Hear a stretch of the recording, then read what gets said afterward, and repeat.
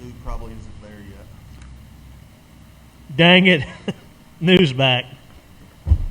Growing up on the water with fishing in their blood, Matt Arey and Bryan Thrift have spent the last 10 years competing against the biggest names in professional bass fishing. Their success has landed them ranked among the top anglers in the world. If you're looking to become a better angler, then this show has all the answers. Join us and follow along to get actionable tips, tactics, and tried and true techniques directly from the pros. Welcome to Let's Talk Fish.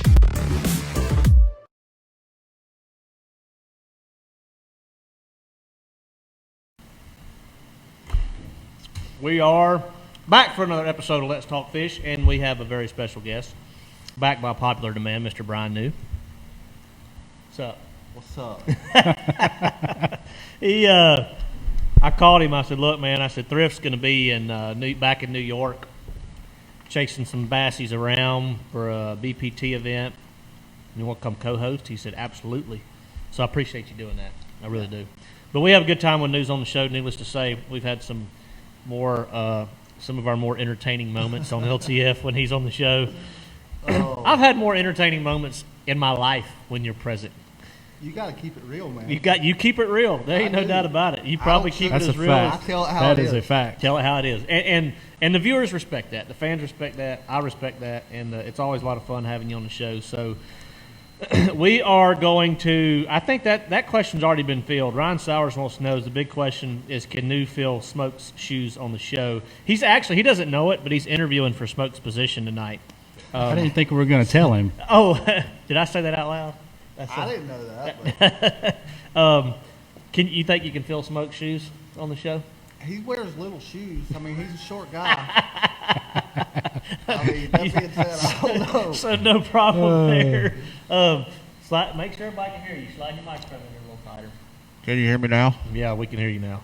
All right, we got a lot. Let's get a little bit of housekeeping out of the way. And I say housekeeping, but we can't have this show. We can't do this podcast without our fine sponsors, Angler's Choice Marine and Pulsefish Lures. First off, Angler's Choice Marine. I talked about this last week on the show. Oh, that's another thing. We're going to be having a lot of shows coming up because I'm done for the year. I've got some little things here and there to do, some sponsor-related things. And I'd like to have you on the show as much as we can during the off-season because that helps us both, get to where we can still talk fishing and get more interaction with the fans and give you guys and gals some really good information about how to catch them in the off-season, our off-season, but fishing season's 12 months out of the year. And we'll try to get New back up here as much as we can during our downtime. But we plan on having a lot of shows coming up this fall, all the way through the winter until the 2022 season gets underway. So y'all look for that. Look for a bunch of LTF episodes dropping here in the next few weeks. Jeff, I believe, got our last couple episodes uploaded to Potentially. Says it's uploaded. Okay, potentially uploaded. We had gotten behind on a couple episodes on our YouTube channel and our podcast platforms, but the last two, the one with McCoy, if y'all missed the one with McCoy Fisher, who is Scott Martin's editor, videographer, main man, who does a lot of the is responsible for a lot of the good content that the Scott Martin YouTube channel puts out, was Little on the shoes, show. big shorts. Yeah, little shoes, big shorts. True statement. It's a true statement. Very accurate, Marty. Very accurate. I don't wear cargo shorts. That you don't. I got some pretty sweet AFCO. Man, I don't have none of them. Which ones are those? Well, actually, Are they like stretchy? These aren't AFCOs, but they're like them kind of. I think He said I got some pretty sweet AFCOs, and I looked down there. I said, I ain't seen them. I ain't got none of them. He said, wait, no, these aren't AFCOs. Ryan Sowers, yes, we have hats on the way. I shipped a big box of hats to Hank for Hank to sign them. He's going to ship them back. Then Matt's going to sign them. Then Thrift's going to be here sometime in the next few weeks. I don't know when, but to get all three of them together, yeah, it's going to be a minute. So we're doing as fast as we can. But yes, you will get your hat for sure. Yeah, so back to our fine sponsors that help us put the show on. English Choice Marine. I spoke on this last week, but don't forget, those guys and gals at all three English Choice locations, they actually have 2022 boats rolling in as we speak. They have a pretty strong inventory. They're an elite dealer, so they get some priority when it comes to shipment of boats and things like that. A lot of boat dealerships right now are struggling with inventory, as is everything across the board in the entire industry in the U.S., whether it's whatever. I can name any category right now probably, and they're struggling with inventory. But check out English Choice if you're in the market for a new or used boat. Locations in Spindale, Lexington, North Carolina, Spindale, North Carolina, and Martinsville, Virginia. So great people, and they'll take good care of you after the sale. And their tackle stores now, they've done a lot with their tackle stores. The Martinsville location has a lot of really, really cool, hard to get stuff, hard to find stuff. The other two locations have great tackle selection. So if you're around the area, whether you're in the market for a new boat or not, we all like to go to tackle shops, drop in and check out all the tackle they've got, because they've got a huge inventory of tackle. Pulsefish Lures, we talked last week about the Spinning PJ, which is a new signature underspin that we've launched with Pulsefish. We actually did a Lunkertex deal today through our Lunkertex platform. If you're not a member of Lunkertex, go to lunkertex.com. It's free to sign up. And Jeff, that thing sold out in what? Pretty quick. Pretty quick. Yeah, it quick. sold out pretty quick. And It's a pretty good deal, though. It's six PJs, spinning PJs and 2 Pulse jigs. Yep. So it was an 8 bait bundle, which retailed for about what, $47? Roughly, something like that. Roughly, It was and $34, something like that. $34 on the Which is a new launch, so it's not, you don't get discounts very often on a new launch. We're But the real question is, who took the Sharpie to color out the ugly mug on the packaging? That ugly mug is what sells, new. Oh, Absolutely. maybe the name, but the ugly so much. So the funny story is I actually designed that packaging as a joke and sent it to Todd. I was like, what do you think about this? Yep. He printed like 10,000 of them. Next thing I know, I got a bag full of them. I was like, oh. Well, if you want to get a So hold of much some for a Spinning joke. PJs, regardless if my ugly face is on the package or not, I actually meant to bring new. He's like, I ain't even got none yet, man. And I said, I'll bring you some tonight. I said, but they're not in the package. They're not in that pretty packaging. They're just in Ziplocs that I had a bunch of prototypes. And he's like, I don't want them if I may if or they're may in the not. package. I may or may not have a few for you. Oh, I forgot about that. I bet he stashed some to the side. Now they will be in the package with my face on them. Oh man, I'm out. You have 6 little mats in your truck. Better than 6 little thrifts, right? I don't know. Jeez. He's not here. You can side with me at least when he's not here. All right, so big thanks to our sponsors, Pulsefish Lures and English Choice. And guys and gals, thanks for tuning in. We got over 100 viewers tonight. Our engagement's always good because of y'all, and we like to give out the goods. I'm going to let New take the mic here in just a little bit.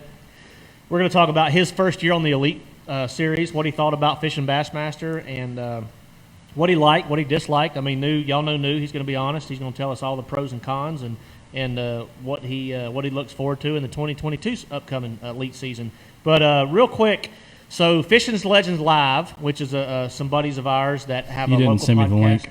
What? You didn't send me the Oh, link. crap. Sorry. Here, Jeff. It's FLLlures.com.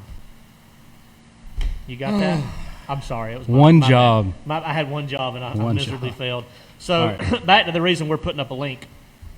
Fishing Legends Live has got together and put together a benefit tournament for a local angler named Robert Fowler. He's going through some very serious health conditions, health challenges right now. And the benefit tournament is going to be at Lake Norman, and it's going to be out of Queens Landing. It's going to be August.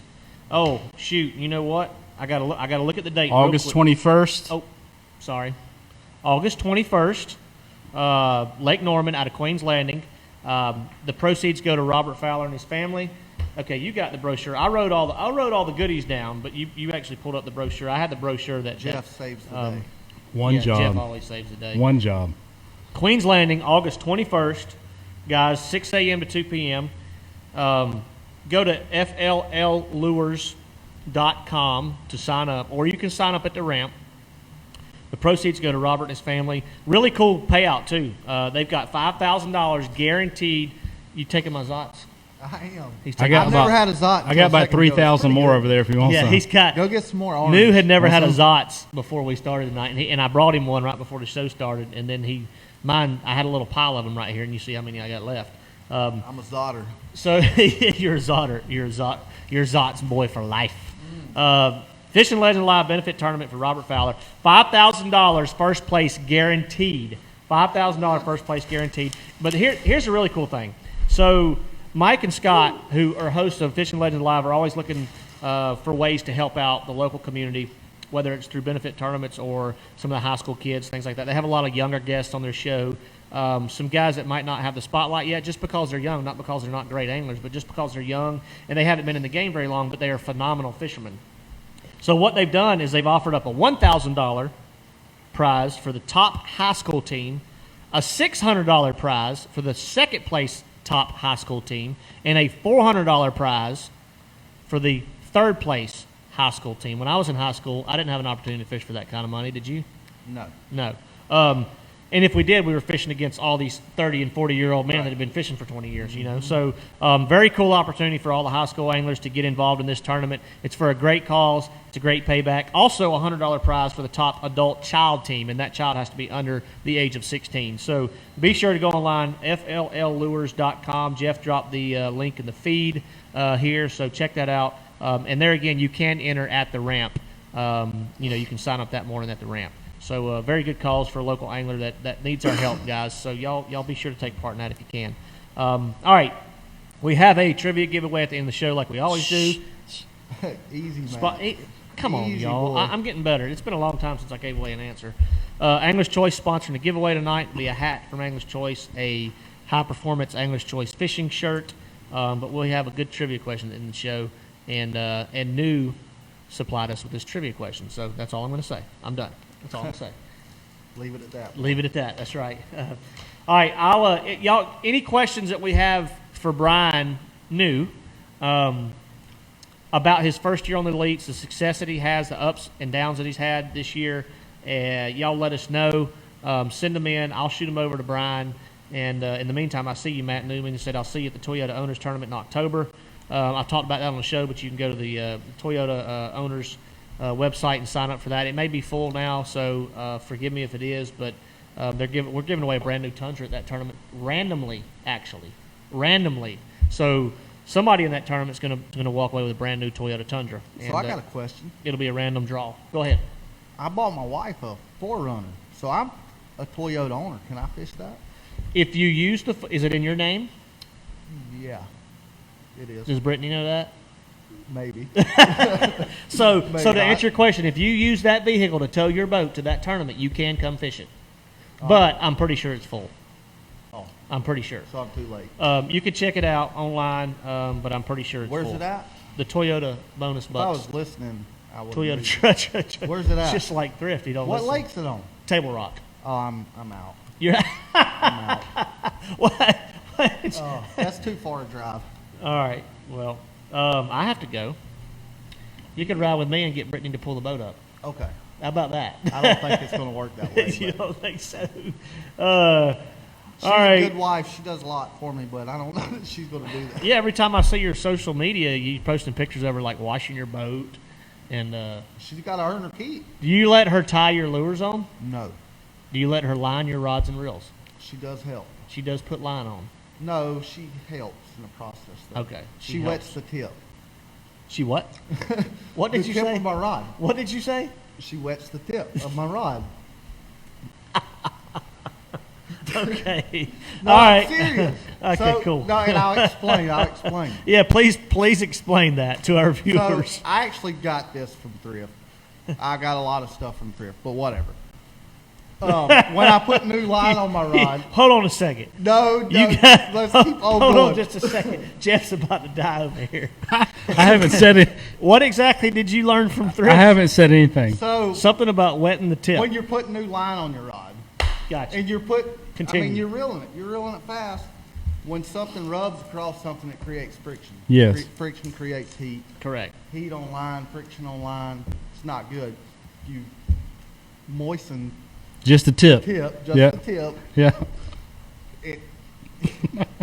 I just feel like my line is safer. Yeah. All right, next. You done? All right. Only new. Like, Hey, I tell it how it is. only boys. new. So, shoot some questions in, y'all, for New. Not about how he puts line on a rod, please, but more about his first year on the Elite Series. So we're going to get into your first. I'm just reading comments. I am too. I can't compose myself right now. Oh, God, I opened the can of worms on that one. You started it. Yeah, sometimes. All right, let's roll into some questions. Yes, let's do Marty that. Stevens wants to know, New, you won in Florida, obviously, at St. John's River Florida's this my year. boy. But do you like fishing the north or the south more, and why? If I was going to go fun fishing, I would definitely go up north. Smallmouth are way more fun than largemouth. They fight. They're pretty stupid. They're easy to catch if you find them. But I decided I wanted to be a bass fisherman to make a living and hopefully have a little fun along the way. So I'm going to go down south. I feel like I'm more knowledgeable and better at fishing down south, largemouth stuff. If I'm going fun fishing, I'm going to Champlain or somewhere like that and going to catch brownies. All you got? That's all I got. Okay. I agree, man. If you're going to fun fish, go up north. And it's, of course, Okeechobee and some of those Florida lakes, the problem is the windows are a little bit smaller, but you can hit them when they're really good and really fun, but it's a small window. Typically not when we're there. Very small. But when you go up north, if you go after, just to say, the end of May, 1st of June, or whenever bass season opens up there, it varies. Yeah, but think about this, though. So at St. John's, forget about the first day. The other 3 days of that tournament, like I caught a lot of fish. And I would say 30 to 25 to probably 40 fish a day. You go up north, that's not really that. You wouldn't really call that a whole lot of fish. And each one of those fish was maybe a 20, 30-second fight. You go up north, all of those are going to be a minute, 2 minutes, 6 minutes. It's a lot more fun. True. I want to scroll back to a question because I don't mind talking about this stuff. Yeah, we recently filled out a survey about some feedback for next year on the Bassmaster Elite Series, and I'm not aware, was any of that considered like don't tell anybody, 100% confidential? No. Nothing like that. I mean, it can be public information. And this is what's the name of our podcast? Let's Talk Fish. This is Let's Talk I'm Fish. out. I'll see y'all. We don't. I don't think I'm worried about taking Chris' position. I might be taking your position. We on your own show. we don't hold anything back here. So Tyler Calloway said Matt and Except Brian. for the name of our show. Yeah, except the name. That's good, man. That's good. That was good, man. That was good. Matt and Brian, heard you guys got to vote on how many anglers you wanted in the Elite Series. What did each of you vote for? Me personally, I think 100 is a good number. So I think that the choices, refresh my memory, it was 80, 90, 100, and then other. Like if you wanted to fill in the blank, Yeah. you put 150 or 50. So I voted. Unfortunately, what's happening with the Elites, and everybody knows if they follow the Elites, is there's an excessively large cut this year. And the reason that is because we voted previously. Everybody loved the 80-man field, 85-man field. And guys were upset kind of when we went from 85 to like 105 this year. And everybody wanted it back down. They did an earlier vote where they voted to get it back down, and then they sent a survey out to the current anglers on where we wanted the field size for next year. That vote, for me, it was 90. I was kind of the in-between guy. I'm not opposed to 100. I don't want to get below 80 because I don't feel like that's enough opportunity for up-and-coming anglers. And I think that there's a lot more than just 80 good fishermen, out there that need opportunities to fish at the elite level. So, I voted 90. I think you and I talked about it, but I went 90, but my reasoning was, like, all honesty, I think I fish better against a bigger group of fishermen. Like, but what do you consider big? 100 or no? 200? So, like, you think about before this year, I've always been fishing against 150 to 250 boats. That's how it was at FLW for us. It was 175 most tournaments. And like, if you look back, like, I mean, some of the before this year, the last 2 years were, the best years I've ever had fishing. And, that's against, for the most part, 200 plus boats.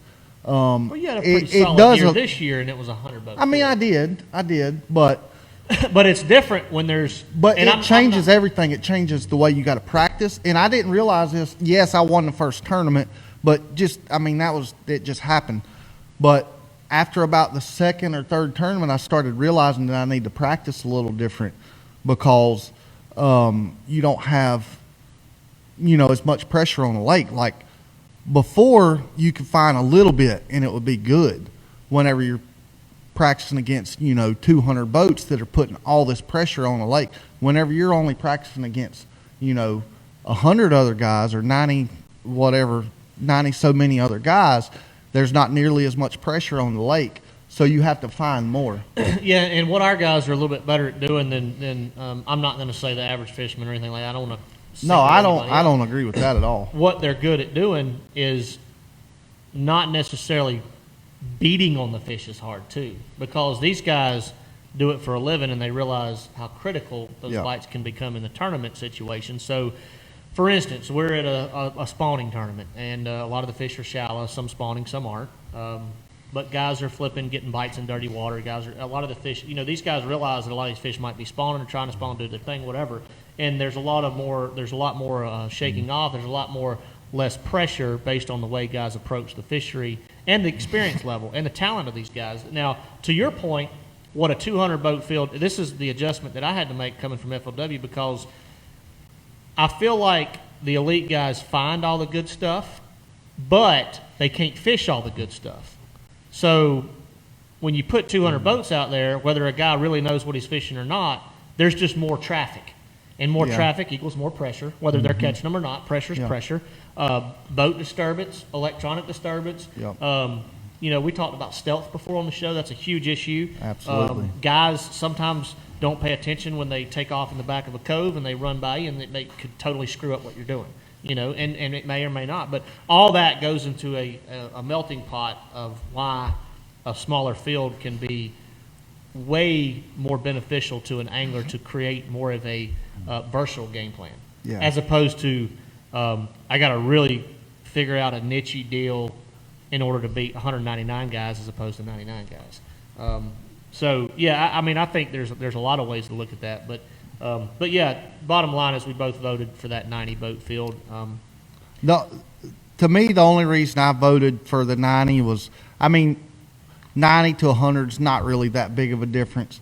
For every 10 people you take out, you got to think about how much money you're taking out of the pot. But to me, the only advantage, 50% is still going to get those big checks, agreed, regardless if it's 50 boats or 100 boats. Yeah, but whenever you go, 50% is always 50%, but 50% of 90 and 50% of 100, it's only 5 places, but 5 places can be a lot. Pretty good 50% math there. always 50%, but Pretty it's good math there. Somebody said news microphone needs to be turned up a touch. I turned it up. Okay. He sounds good. I was literally I know out I there do. listening. I know Y'all I do. let us. I saw one comment like that, but if usually when we get 6 That's why or I 8 stepped comments- out so I could listen and y'all Gotcha, not yakking in gotcha. my left ear. I'm sorry. You're good. All right, we Alex Posey. I was sending this question to you. You've had quite a bit of success on the Potomac. He's fishing a Toyota Series event in September on the Potomac. Negative. Can you talk about not. early fall title fishing? Well, you would be incorrect because I fished a few tournaments there as a co-angler, and You almost won the The All-American All-American. there. Well, when was that, May? that was first week of June maybe. Okay, so it was a little earlier. But It's good there in honestly, the only time I've been on a title place in the fall would have been the James River for BFL Regional, and that's the only time I've been on a title place in the fall. So I'm not the best guy to ask, but I got a really good friend that is the man. His name's Brian Schmidt. You may have heard of him. He may have just won a big tournament a few weeks ago. I can't sit here and tell you I've got a good answer for you because I would be lying if I did. And no, I'm not going to say I don't have an answer. I don't care. well, he gave you a roundabout answer. But I mean, Right. to me, like Tide. Well, I talk about the James a little bit. Like I did catch a that tournament, it was really tough. I was staying with a good friend of mine, and he's one of the best up there on the James, Wayne Vaughn. He was leading the first day of the tournament, and he only caught 2 or 3 fish the second day. And I did catch a limit each day. I didn't do worth crap, but I did catch a limit each day. And to me, it was weird. So we had I think they call it a super tide or something. The wind was blowing in from the coast, and it was some kind of weird moon deal. So the tide got really high, and it stayed high. Well, the way I was catching fish was back in these creeks, and the higher the tide was, the better it was.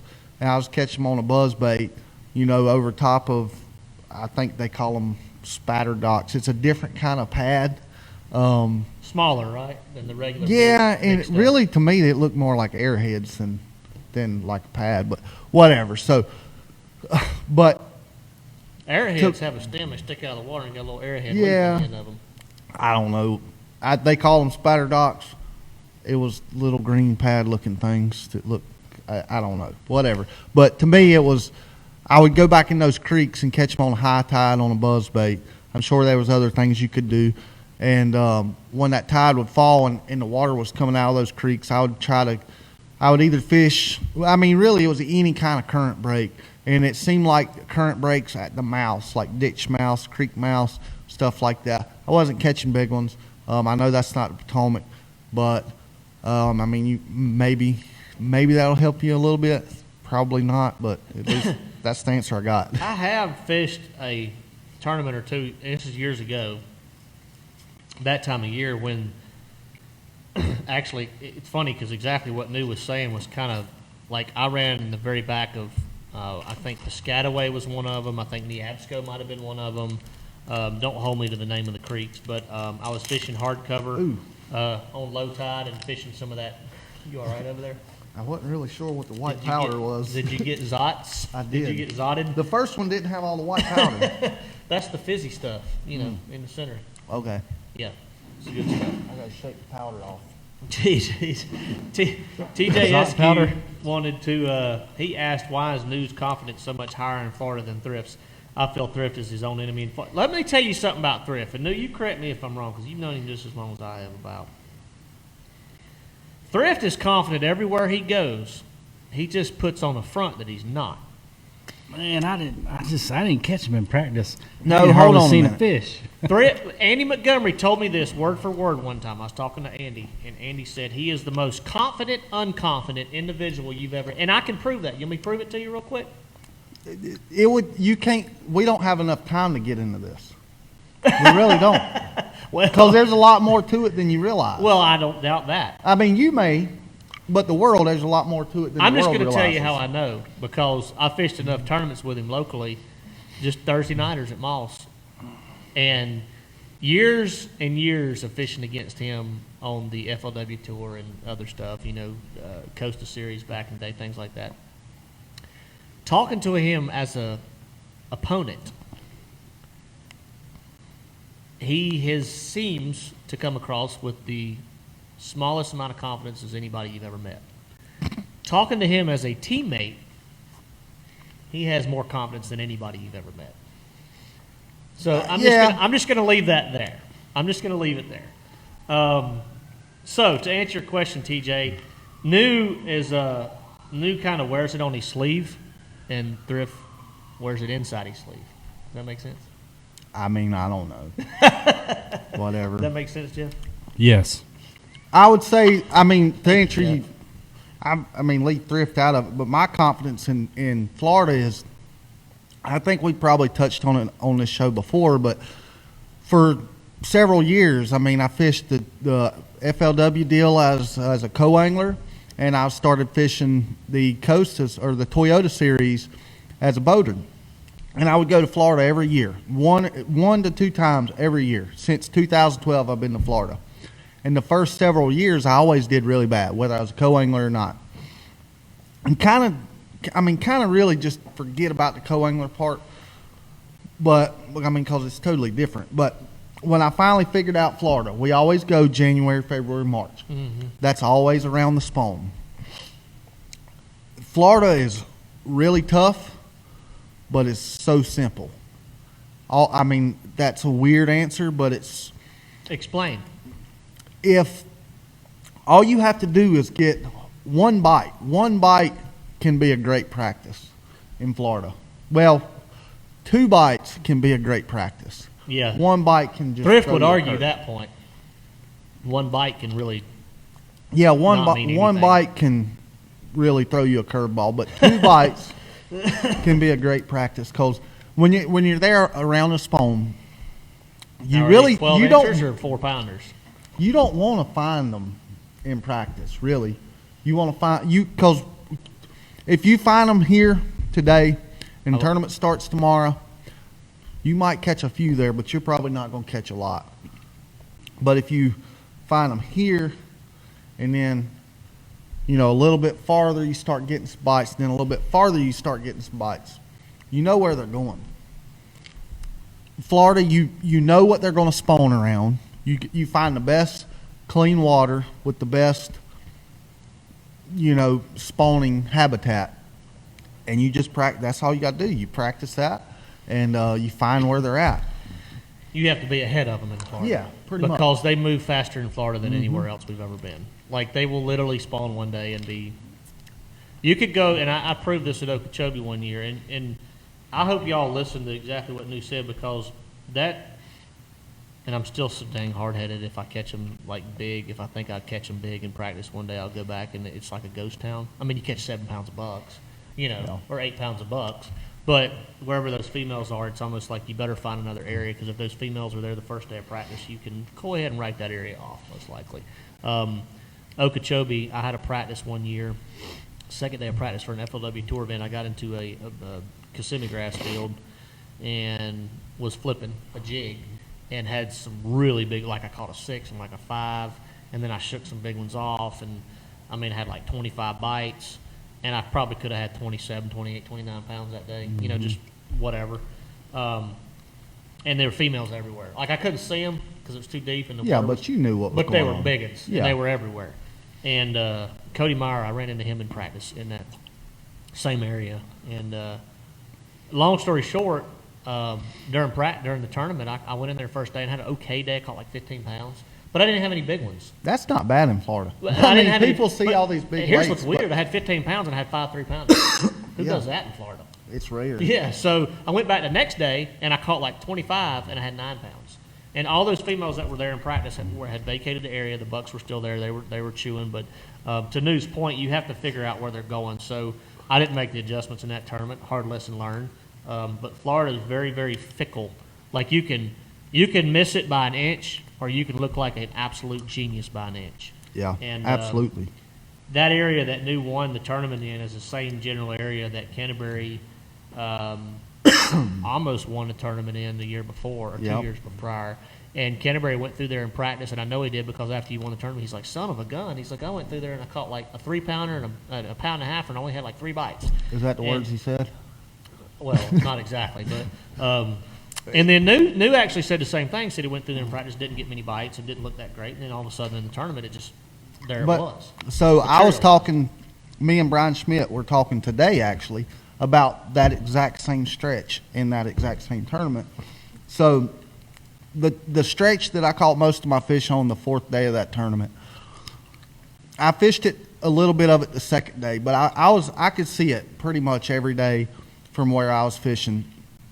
And there was constantly people going down it. I mean, Keith Combs fished it every day, the first 3 days.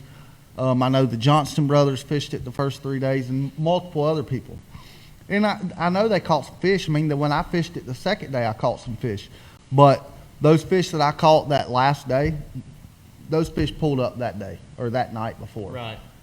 Brian Schmidt fished that same stretch right behind me, and I don't even know if he caught one. But I mean, if he would have been in front of me, he wins the tournament. Right.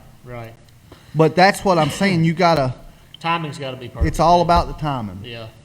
Andy Baker, we talked about that on the last episode, which is, I think, according to Jeff, was uploaded to to our YouTube channel. Go check it out. I'll check. We actually went into, Jeff's double checking that right now. We actually went into detail about the cuts and kind of how it's going to happen. And from what we've seen and what we understand, it's going to be roughly 20-plus guys. I also saw a question earlier I want to address real quick. It says, what do y'all think about the Legends exemption? So, We talked about that last week, too. yep, we talked about that a little bit last week.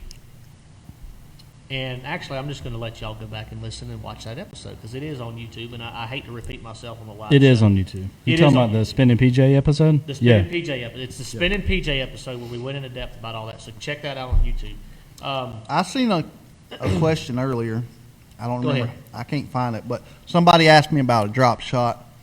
Yeah. I'm sure there was more to it than that, but that's not something that I've got a ton of experience with. But to me, like,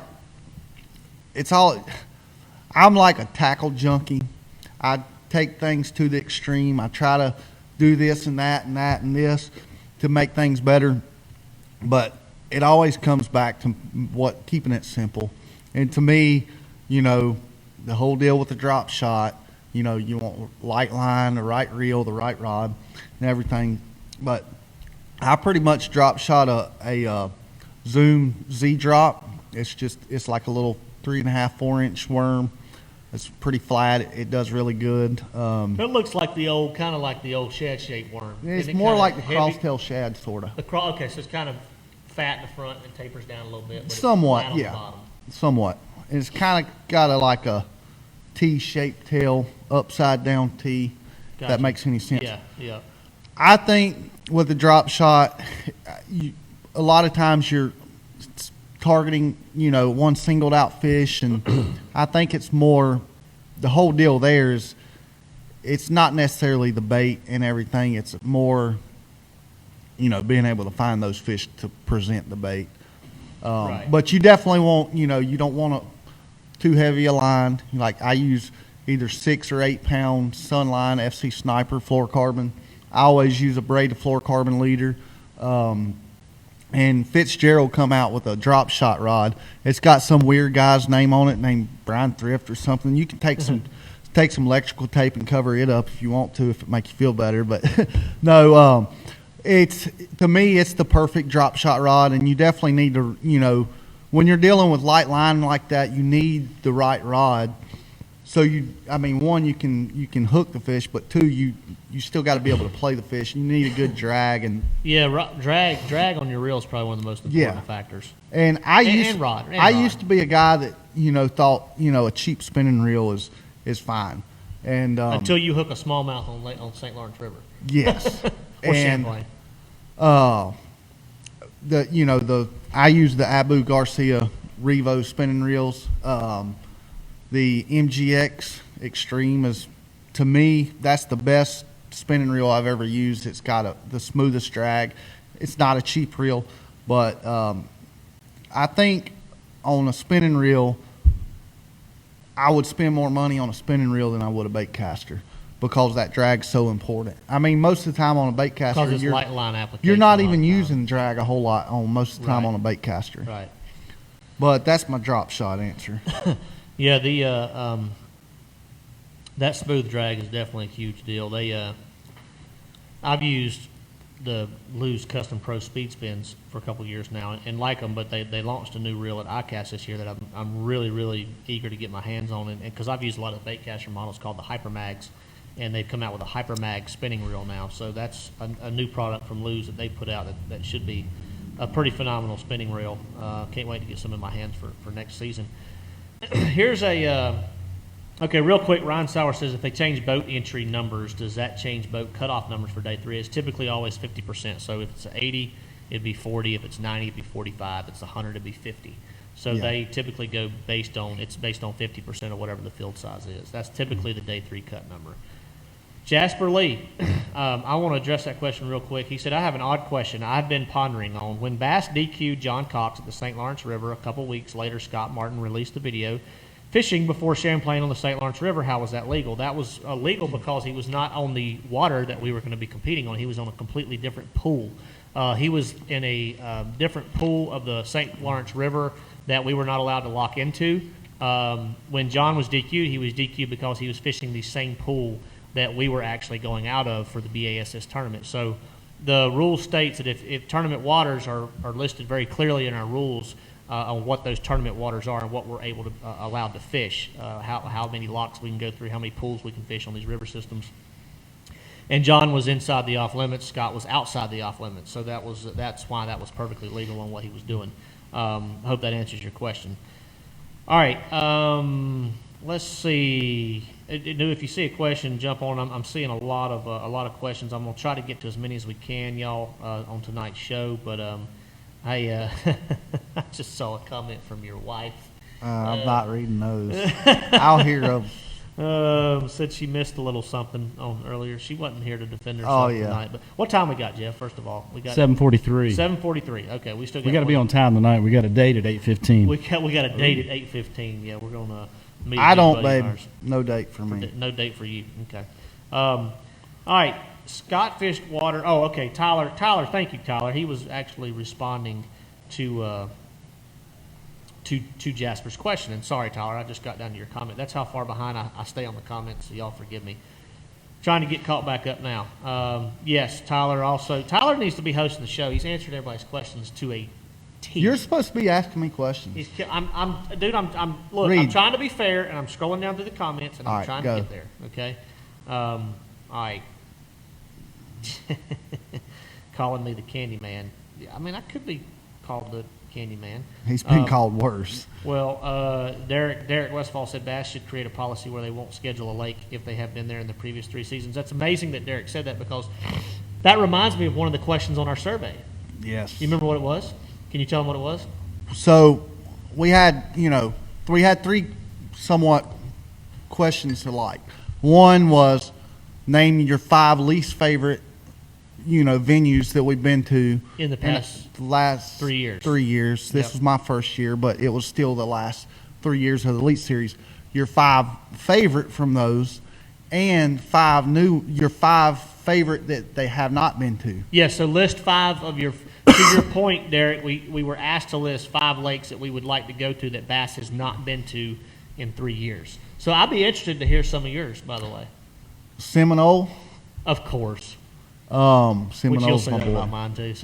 So Seminole, Beaver. No, I put that on there. I didn't. But let's see. What did I put? I put Seminole, Chesapeake Bay, Potomac. Chesapeake Bay.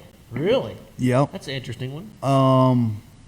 Where else did I put? It's been a while since I've been to the Oh, Potomac. Murray, Lake Murray. I put Murray on there. That was High five. 4. I put Lake Murray on there. There was a 5th one, and I swear I can't remember what it was. But that's 4 of my top 5. I put. Oh, Rayburn. Okay, that's interesting. I put Lake Murray on there. I want to say I put Smith Mountain Lake on there. Because that lake's exploded the last few years. And I got some inside information on that. I put Beaver Lake on there. I put Bull Shoals on there. And I put Table Rock on there. I want to go back to the Ozark Lakes. Any of them. It I love sounds them all. like it. Well, I mean, all those lakes are good. I mean, they're fun. Yeah, they are. They're fun, and the reason they're fun is because the same reason I always said Beaver was a great lake, and not because I've won there a couple times, okay? Realistically, and Beaver's not the best of the White River System lakes. I mean, probably Table Rock, Bull Shoals is really good now. Lake of the Ozarks is great. Yeah. All those lakes are really good. They have good quality fish in them, but you can truly, they remind me of a Lake Norman a little bit, except better. You have a lot of options there to kind of pick your poison. You can run up the rivers and fish shallow, dirty water. You can run down to the dam and fish deep, clear water. You can power fish. You can finesse fish. You can do a lot of different things.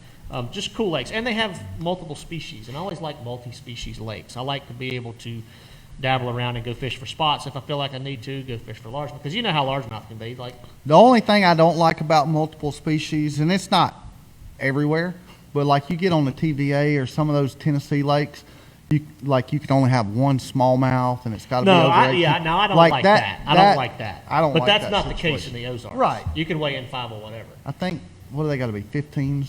I don't remember. For depending on the lake, most of them, yeah. Most of them. 15 inches. All right.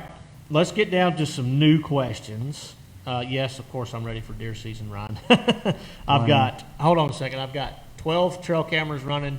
I hung 4 new sets this past weekend. We're talking with my best fish, friend, Matt. Brian. I know. I'm just getting them up to speed. So I've got No, I don't know. I've got 12 cameras running. I know that much. So Talking fish, I man. might actually come hunting with you one day this year. yeah, right. You're always invited, but you just never show up. I'll do it this year. You got me a heated condo stand on the back porch. No. I know a guy that does. I know a guy that does too. Thrift would be your man for that. All right. What do y'all think of timing of Santee next year? Do you like it? I think it could be a little bit early, but I it's think probably going to be good. It's going to depend on the weather. 100%. I mean, which everywhere does that time of year, but I'm excited about that one. Santee has more great big giant ones than anywhere in the country. And I mean, acre for acre, I think that's true. It's got them. It's got them. It don't have 10,000 guides on it like Lake Fork that are always out there every day, and 10 million locals that come out there, which, you know, nothing wrong with that. That's, you know, we all love to fish. We want to go to places with big ones, but man, it gets aggravating whenever you're out there trying to make a living doing it. So Santee, to me, is I'm excited about it. Yeah, I think when I saw Santee on the schedule, it's been a long time since I've been there in the spring. Y'all know we had a tournament there 2 years ago that was initially scheduled to be in March. And because of COVID, it got pushed to the fall. It was 1 year ago, but What'd I say? 2 years. Well, 2 seasons ago. Well, it was last year. Was it 2020? Yeah. Yeah, it was the year of COVID. That's right. It was COVID, 2020 COVID. Yeah, COVID year. So we were supposed to be there in March, and because of COVID, they moved it and Gunnersville and Chick to the fall, which all made for really, really tough tournaments. I would like to see more fall tournaments. Yeah, I'm good with ending in July. Yeah, I know you are. But Or, hey, at or least August. we August do get next to year. go to end of August, so that's cool. Yeah, they stretched it out another month next year. I think the biggest thing this year with Bass's schedule, and I think they did the right thing, the reason they packed it in so tight, I don't know this for sure. This is just my my gut telling me this. Is because of what happened last year. They had to reschedule so many tournaments. I think they wanted to give themselves plenty of time Yeah. in August, September, October, in case that stuff started happening again. So, Yeah. And luckily, hey, we got everything done on time, which I honestly Yep. would not have, I would have thought that probably would have never happened, but it did, and I'm thankful that it did. God, I'm getting deer questions, y'all. It's hard to not answer deer hunting questions. So, No. Ryan Sowers, you're gonna have to stop. I'm the asking. guest, so I'm going to say we got to ask fish questions, man. Are you? No, I'm not fishing the St. Lawrence Toyota Series. You're not fishing it, No. are you? Yeah. I think the Johnston boys are fishing it. So Probably. those are the two you better watch for. You think? Yeah, I do think. Glenn Day, question for you, Mr. New. Hit me. What is your favorite or most consistent worm color, or worm and color Green pumpkin. You don't have to finish the question, but in you Florida? Can. Oh. So if I I could, knew that was going to happen. I didn't. He said green pumpkin. You don't have to finish the question. So the question was, what is New's favorite or most consistent worm and color in Florida? And you're just like Thrift. Like before I could even finish the sentence, green pumpkin. I could green still pumpkin. get away with it. I mean, you could, but that's Absolutely. not your best. So That's to not me- your best worm and color in To Florida. me, there's we can call it 3 colors. No, but just in Florida, no, they said your favorite. If you had one, you only had one. What's your favorite? probably June bug. Okay. I mean, probably, but I can't just have one. But that was your question, and I'm gonna say June bug. All right. It wasn't my question. It was Glenn Day's question. That's why I was talking to Glenn. Oh, okay. I was looking at the Sorry. camera. All right. This is a good question because I knew I knew new. I knew new. I knew new. That's kind go. of fun to say. That's ridiculous. Brought a couple of his jigs tonight. Oh yeah. Gage Holbert has a question. When is Brian New's signature jig coming out?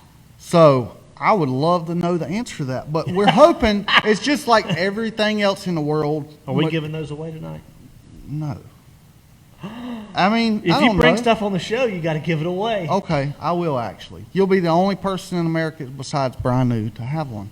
Well, So- it's whoever wins the trivia question. Well, yeah, I was talking to the trivia question winner. I got I was looking at the camera again. He No, brought, so he brought anyways, 3. No, there's only 2. I brought one for comparison. Oh, I'm sorry. He Yeah. got 2 Brian Yeah. New signature jigs. So it's just like everything else in the country or the world. Like, some stuff's hard to get, and components. We're waiting on. We had to get a special cut skirt silicone, cut for this, so we're waiting on that. We're hoping within the next month they'll be available. But basically, there's a lot of other jigs somewhat like this on the market, and they're great. But like Fitzgerald makes one that Thrift design. I love it. But there's a few things it's a lot different than your jig. It is, but it's kind of got the same idea. And I use both of them, but I use, it's a tungsten football head. I use it in certain situations. This is more of an Arky style head, and it's lead. So the reason I wanted to stick with lead was lead's obviously bigger than tungsten, and like this on the 1/2 ounce, you've got more bottom contact. So to me, it's going to sit. Sorry, it's going to sit better on the bottom. In certain situations, I want that if I'm fishing it really slow, and it's not going to rock as much.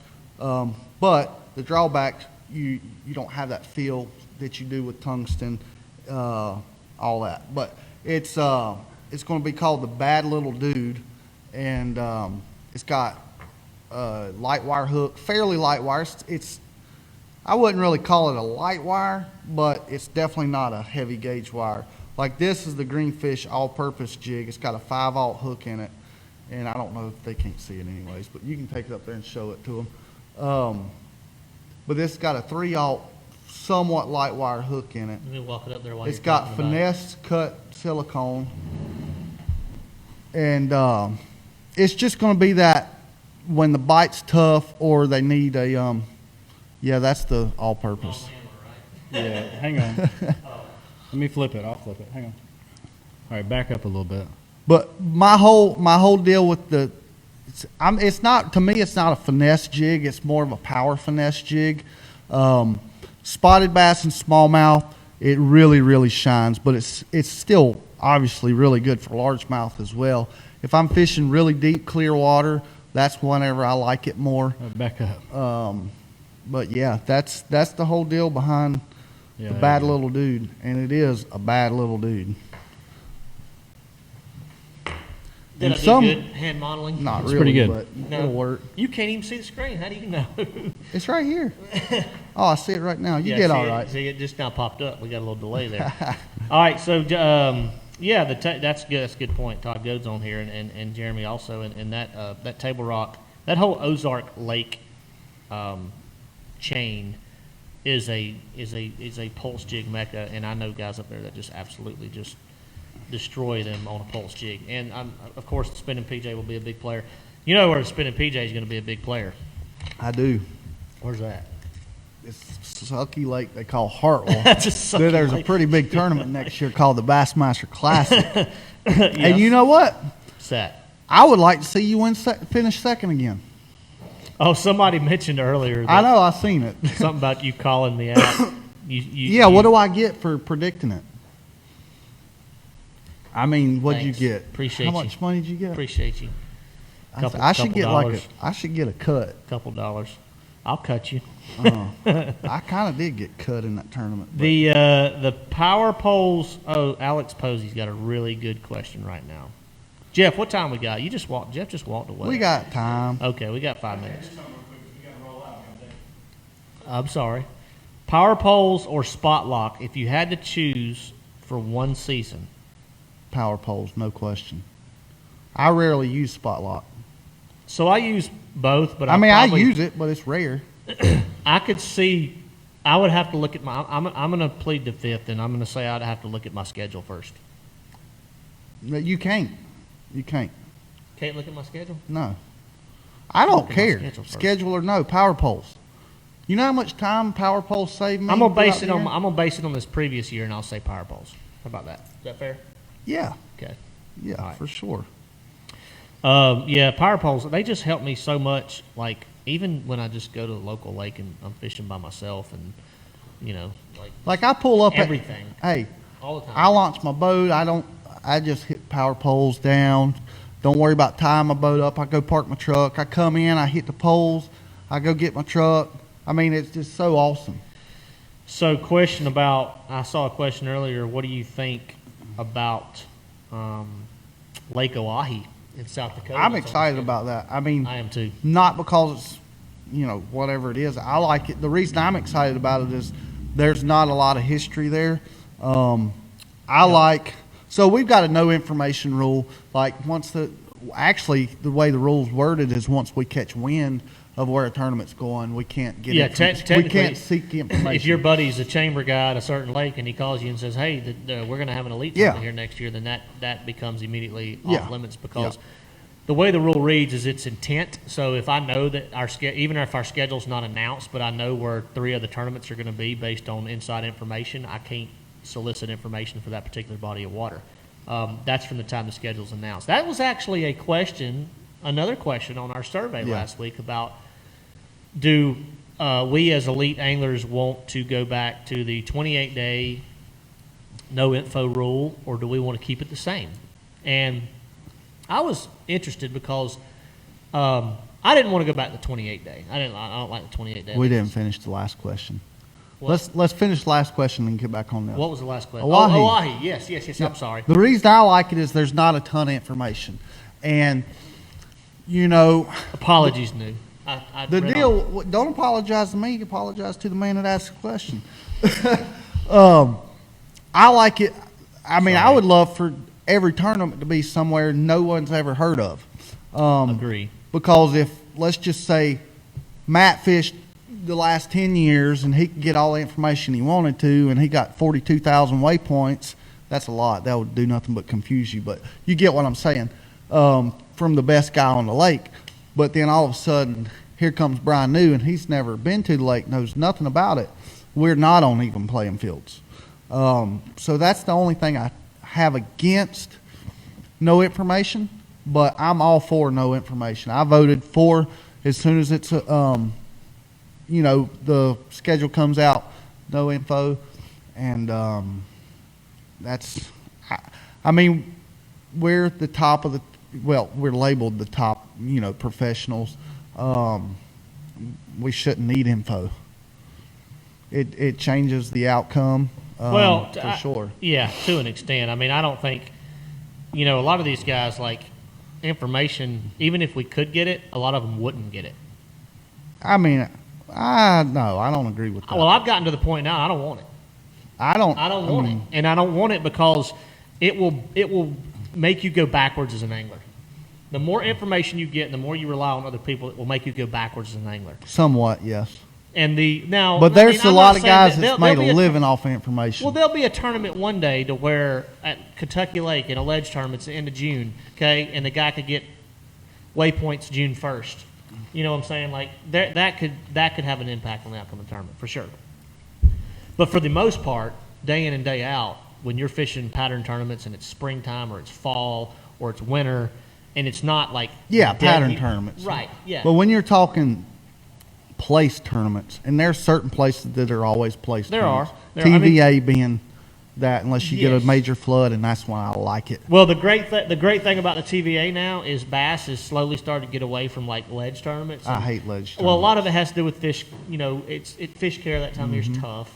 And there's no respect anymore. Yeah, and so the tournament next year at Chick, I was really excited to see because it's not a ledge tournament. It's in April. John Cox is licking his chops. Probably so. He's not fishing the elites, I don't think. Is he not? Well, I don't know. I don't know that for sure. I have no idea. Good. That's one more check we got. I just said that because I don't if there's a bunch of overlapping, I feel like he's probably going to go. John is just a guy that wants to fish as many tournaments as he can, and if he can fish the elites or BPT and the tackle warehouse pro circuit, I think he would go that route just because he can fish more tournaments. Because that's John. Maybe. John just wants to fish as many tournaments as he can. Yeah. Obviously, look at what he did this year. That's just my gut telling me that. I don't know if that's accurate or not. But all right, we're getting close to the end of the show. We're there. We're there. Okay. Thanks, Jeff. Jeff says we're there. We have a ton of good questions and a ton that were not answered. I still Ryan Sowers is like, what kind of broadheads are you going to shoot this year? Do you have a target button picked out? He's doing that on purpose. You're going to have you're going to have like a let's talk. He might have to come down and go hunting. Where do you live, Ryan Sowers? Where's he live? Get Ryan down here, put him on a little forky horn or something. That's what I do to all my out of town buddies. I put them in gar holes where they see plenty of deer, but just not the big one. No, I don't really. Yeah. I'm kidding. You took a guy hunting one time and he shot a doe that wound up being a little baby buck. Was that you? It was. Yeah. I did it. I took him bow hunting one time, and he shot an 8-pointer. It looked like this. It was more like It this, was- but It was an 8-pointer. I kid you not, it was an 8-pointer, and it looked just like that. Like this is brow tines. why did I bring this up? And you should send us a picture of that little European mount that you got made of him. He was a beautiful little 8. Probably born like the day before he shot him, roughly. Just Maybe 2. or maybe 2 days before he shot him. Southwest Michigan. Ooh, I wouldn't leave Michigan to come hunt North Carolina. First of all, Todd. Todd, I have to give credit. If anybody saw my social posts the last couple of days of and I didn't give video credit. Apologies, Oh, Todd. yeah. So that video that I posted on my Instagram and Facebook the last couple of days of the 2 turkeys fighting, and I made a little joke about New and Thrift, and it was a video of them fighting over who has more fishing tackle. It was a pretty funny video. But my buddy Todd Goad actually took that video on his front porch. Those turkeys, those 2 jakes, were actually fighting on his front porch earlier this year, and he sent me that, and I said, I'm just going to store that away for a rainy day because that's a pretty funny video. And you get to go to my social pages and watch that video because it's 2 jakes that are just trying to kill each other, for lack of a better term, on Todd Goad's front porch, basically. And one of the jakes actually has the other one's head, like, completely in his mouth. I don't know how. Todd, how did that fight end? Like, you videoed a clip of it, but tell us how that fight ended. I don't think I ever asked you how that fight ended, if one of them actually ended up killing the other one. Very interesting video. Very entertaining video. One more question, and we got to call it a night. Let's see. I saw a question earlier. Richard Dick Duckett's on here tonight, by the way. My man. How much does Brian New love New York? That's not count as the last question, but I actually do love New York. I just didn't have great luck in New York. I know Richard. I met Richard. you know Richard. I did. I do. I still do. Let's see. I saw a question about Lake Wiley, and I want to direct that to you before we end the show. Oh, I seen that somewhere.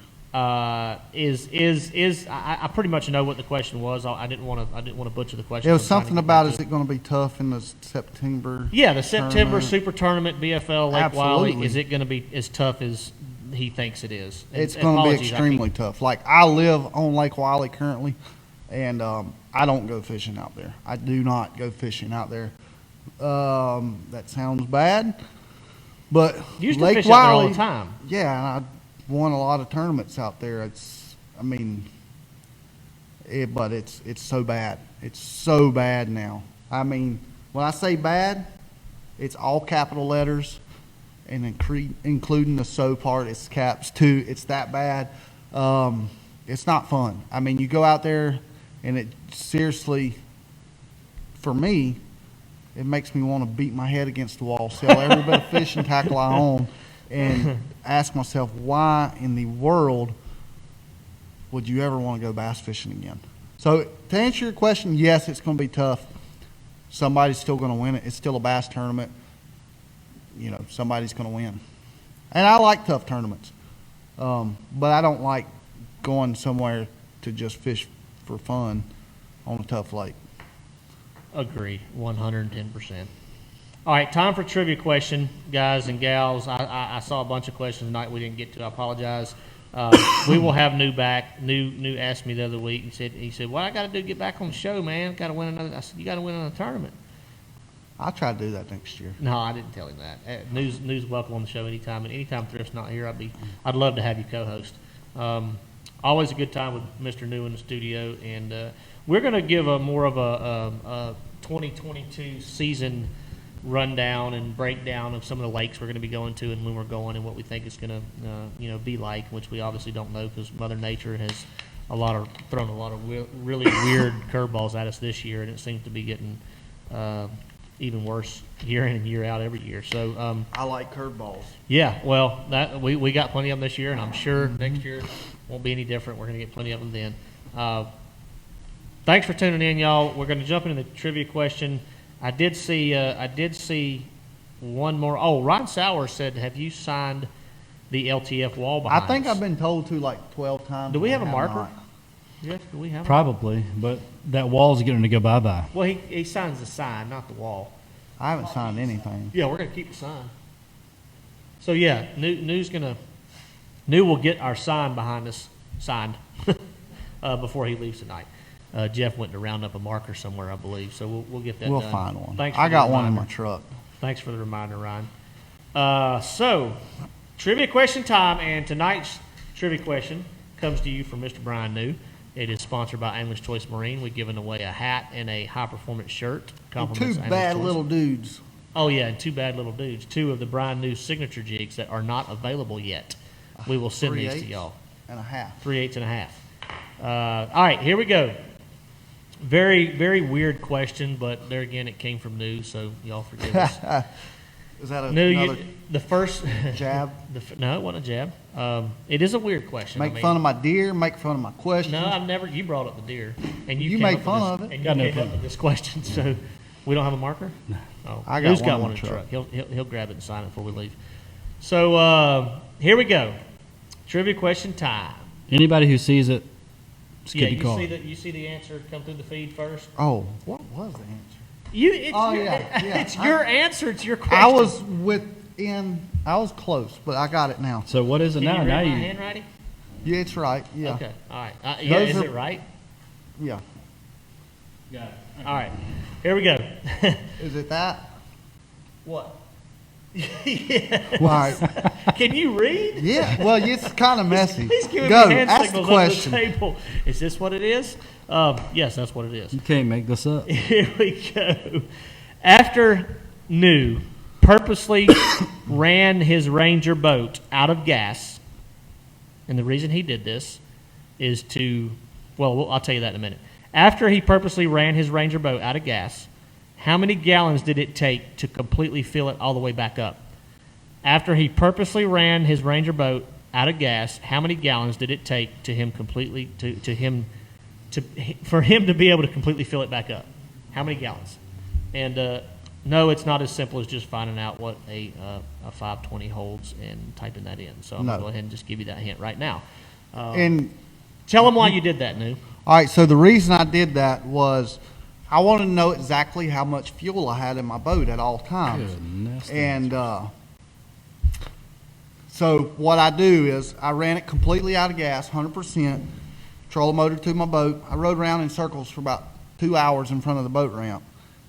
Trolling motor to my trailer, filled it up, and so now I have a notebook strictly for gas, boat gas. I wrote down the exact number of what I put in it. I subtract what I burn out from my fuel gauge, the SmartCraft gauge. I add what I put in it, and it's always going to be a little bit We different. got a winner. So I've got. Got a winner? All right, finish New before we I didn't announce the see. winner. So, anyways, apparently we've got a winner. So now I always know exactly how much fuel is in my boat. I know exactly how far I can run, and that comes into play a lot. You look at all these tournaments up north. Look at you can run, like I ran a 160-mile round trip at Champlain, and I knew I didn't have to get gas. That's why I did that. All right, so who's the winner, Jeff? Is it on your screen yet? I haven't haven't even seen seen it. Put it up on the screen. Boom. Did you put it up? Yeah. Okay. I still don't see Who it. won it? Look at your live feed. Is it not up? No. Kenny Whittick. Kenny Whittick. I feel like Kenny won before, recently. Kenny, you won. And what was the answer, Jeff? 66. 66 gallons is what he was able to put back in that Ranger boat after he ran it completely out of gas on purpose. He wanted me to make sure I told everybody he did it on purpose. Yeah, I mean, because here's the thing, like, whatever your boat manufacturer says your boat will hold, it will hold more, because Absolutely. I believe, and I could be a number or two off here, but pretty sure Ranger says my boat holds 50, it's either 52 or 56, somewhere right there, and I got another 10 gallons in it. I mean, that's a lot of gas. I mean, when you're getting 2.8 miles a gallon, 10 gallons is a lot of gas. Yeah, yeah, absolutely, for sure. So, I do a lot. There's a lot of things that I do. I carry a 6x6 board that's cut off at an angle, made into a ramp. I drive one side of my boat trailer up on it, so I can get more fuel. I shake it. It's never a quick process, but I know I can go a lot more miles. I can go, almost 30 more miles, 28 more miles in a day because of that. Yeah, no, and that's a big deal. That's a big deal. So they want to see you actually sign the wall. So while I'm going to answer one more question or two, and run your ad that marker if you don't care. So before we sign it out, they're going to see you actually sign the wall, sign the sign behind us. Keith Wood said, Matt, if you run guide trips in the off season, please let me know how to contact you. So Keith, I used to run a little guide trip business, and the reason I quit, of course, I've got 2 little girls, and in the off season, unfortunately with my schedule, I was having to turn away more trips than I was able to take, so I ended up kind of just discontinuing my guide business altogether. So I do not offer guide trips anymore. There are some great anglers around the area that do offer some guide trips. I think Shane LaHue's still doing quite a bit of guiding, and Shane is probably one of the best I know on Lake Norman, if arguably the best, on Lake Norman, and he is a phenomenal fisherman and could really hook you up. I don't know where you were looking to go, but you can contact Shane LaHue through his social media pages, and he offers some guide trips on Lake Norman, and I think he probably does Wiley too, if I had to guess, but yeah, Keith, you can get in touch with him about some guide trip opportunities. All right, so that's New went to get a marker so he can sign the. We do, Ryan. I would love to do a deer hunting podcast. I really would. But majority rules. You found one? I found it. All right, sign it so everybody can watch you sign it before we sign off. That's a lot of signs in one sentence. But we actually have a buddy of ours meeting us for dinner in like 2 minutes ago. 1 minute. In 1 minute. So we're going to have to get out of here. But big shout out to Mr. New for coming on the show, especially on short notice. I think I just texted you yesterday, didn't I? Yeah. See if you wanted to get up here. And I'm sure you will be present again soon, hopefully. Yeah, hopefully. Somebody said we should take a vote on if he should replace Thrift or not. That could be our next show poll. And what we know Thrift doesn't watch the show, so we don't have to worry about him seeing this clip. But our next show. Is he going to be here next? Is Thrift going to be here next week? I don't know if Thrift's going to be here next week. Probably not. Their tournaments take like 3 weeks. So, they are a long I mean, time. they do. They're like 11 days or something. Oh. So if Thrift's not going to be here next week for any reason whatsoever, would you like to come back? Sure, if I'm still living in North Carolina. What's that got to do? I mean, I'll come back. I'll come back. Well, I Where are you get going? it. If you move 2 hours away, I get it. Moving. He's looking at houses, man. I know, Lake but I thought Murray. you were looking at houses around here. No, At down Lake around Murray. Lake Murray and stuff. Oh, yeah, okay, cool. Yeah. So, but what I was going to say is if we get Thrift back on the show next week and New's not present, we'll throw up a poll, and we won't tell Thrift what it's going to be, and we'll throw that poll up there. How about Perfect. it, Jeff? I'm in. You're in? All right, cool. All right, it is a big enough table to keep both Brian's, but it would just be fun to make Thrift make him think he might be losing his co-hosting position. So, all right, y'all, thanks for tuning in, and we appreciate everybody. As always, y'all are what keeps us going. Thanks to Angler's Choice Marine and Pulsefish Lures for their continued support of Let's Talk Fish, our podcast platform. We do the show live on Facebook, but it goes to multiple podcast platforms. We download it to our YouTube channel. And if you hadn't subscribed to our YouTube channel, if you like to watch these podcasts visually, a lot of people, I know we have a lot of viewers or a lot of listeners that listen to it in their trucks and cars, on the way to work and things like that. And that's great. We appreciate that. But if you actually want to see the show visually, like when we're showing, Brian's signature jig and things like that, and you get to see it on camera, or we do a little tip video or whatever it is in the show, you go to our YouTube channel, be sure to subscribe, and you can watch our past shows on there. So, again, guys and gals, thanks for tuning in for another episode of Let's Talk Fish. And when we can't go fishing, we're going to sit right here on Tuesdays and do what, New? We're going to sit here and we're going to talk fish. That's all right. When we can't go fish, we're going to sit right here and we're going to talk fish. That's right. See y'all next week. Are we done now? We're done. Thank you for listening to Let's Talk Fish. Visit our private Facebook group to continue the conversation, post your questions, and talk with other fellow anglers at facebook.com/groups/Let's Talk Fish. Follow us on Instagram at Let's Talk Fish Official, and subscribe to our YouTube channel for more exclusive content. Join us again next episode for more actionable tips, tactics, and techniques directly from the pros. And remember, when we can't go fishing, we're going to sit right here and talk fish.